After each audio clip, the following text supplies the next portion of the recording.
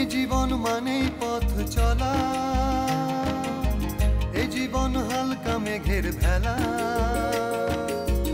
আমার আছে মাথার ওপর আকাশ, উত্তুরে বরফ ছোঁয়া বাতাস। আমার আছে হারিয়ে যাবার দিগন্ত সাগর পাহাড়, সোনা রোদ হঠাৎ বাদল, মেঠো পথ বাউল মাদল, যা যাবর অথই নদীর জল।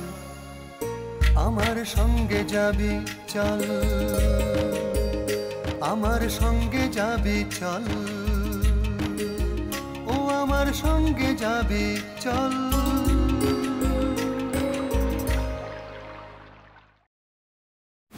ওয়েলকাম টু চল, আপনাদের সঙ্গে আমি মধুবন্তী। দীঘা, পুরী, দার্জিলিং অর্থাৎ দীপুদার কনসেপ্ট থেকে অনেকটা সরে এসেছে ভ্রমণ পিপাসু বাঙালি। এটা আমরা আগের এপিসোডেই কিন্তু বলেছিলাম আপনাদের। এই এপিসোডে আবার কেন বললাম জানেন? কারণ নর্থ বেঙ্গলের আরও একটা অফবিট লোকেশন নিয়ে আজকের চলের নতুন এপিসোড। চটকপুরের পর আজকের গন্তব্য কোথায় জানতে ইচ্ছে করছে নিশ্চয়ই? তাহলে দেরি না করে দেখে নেওয়া যাক। দার্জিলিং শহরের চারপাশে মণিমুক্তর মতো ছড়িয়ে ছিটিয়ে আছে এমন অনেক জায়গা যেখানে আরাম করে কাটিয়ে দিতে পারবেন দুটো দিন।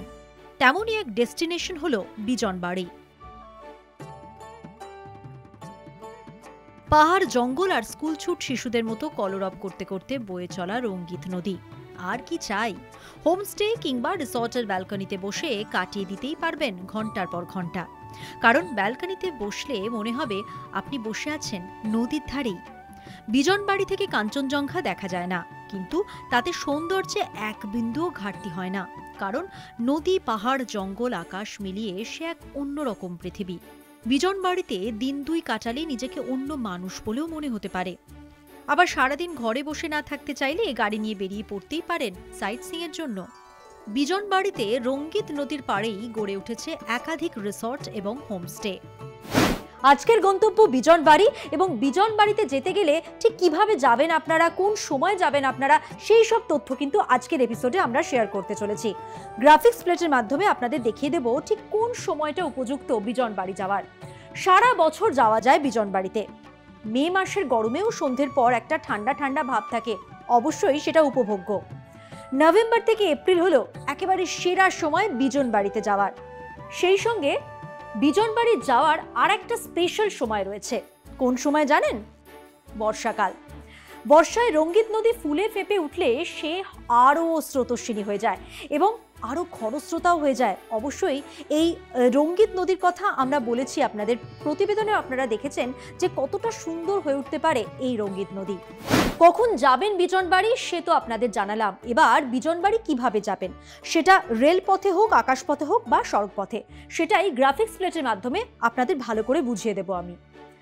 যাতায়াত নিয়ে চিন্তার কোনো কারণ নেই, শুরুতেই বলে রাখছি। ট্রেনে নিউ জলপাইগুড়ি কিংবা প্লেনে বাগডোগরা বিমানবন্দর, আর সেখান থেকে পুরো গাড়ি বুক করে নিলে একেবারে সরাসরি বিজনবাড়ি চলে যেতে পারবেন আপনারা। শেয়ার গাড়িতে পুরো রাস্তা যেতে পারবেন না, কিন্তু এটা কিন্তু মাথায় রাখতে হবে। সেক্ষেত্রে দার্জিলিংয়ে নেমে যেতে হবে আপনাদের। সেই সঙ্গে আপনাদের জানিয়ে রাখবো, দার্জিলিং থেকে বিজনবাড়ি শেয়ার গাড়ি পাওয়া যায়। আবার ফেরার সময় শেয়ার গাড়িতে ফিরতে চাইলে কিন্তু আগের দিন সিট রিজার্ভ করে রাখতে হবে। বিজনবাড়ি বাজারেই কিন্তু এই রিজার্ভেশন কাউন্টার রয়েছে, তাহলে আগে থেকে বুকিং করে রাখলে সবটাই কিন্তু খুব সুন্দরভাবে করা যাবে। তাহলে বিজনবাড়ির অপূর্ব সৌন্দর্য উপভোগ করতে হলে অবশ্যই বুকিং করে ফেলতে হবে সেখানে পৌঁছে যাওয়ার জন্য।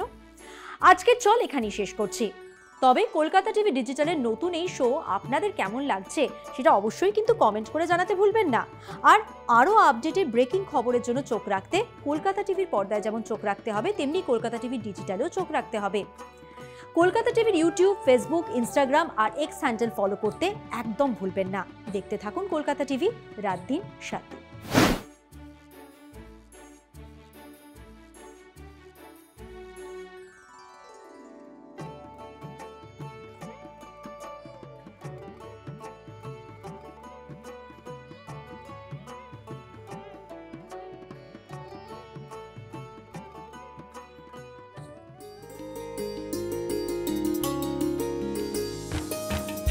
জীবন মানেই পথ চলা, এই জীবন হালকা মেঘের ভেলা। আমার আছে মাথার ওপর আকাশ, বাতাস। আমার আছে হারিয়ে যাবার দিগন্ত সাগর পাহাড়, সোনা রোদ হঠাৎ বাদল, মেঠো পথ বাউল মাদল, যা যাবর অথই নদীর জল। আমার সঙ্গে যাবি চল, আমার সঙ্গে যাবি চল, ও আমার সঙ্গে যাবি চল।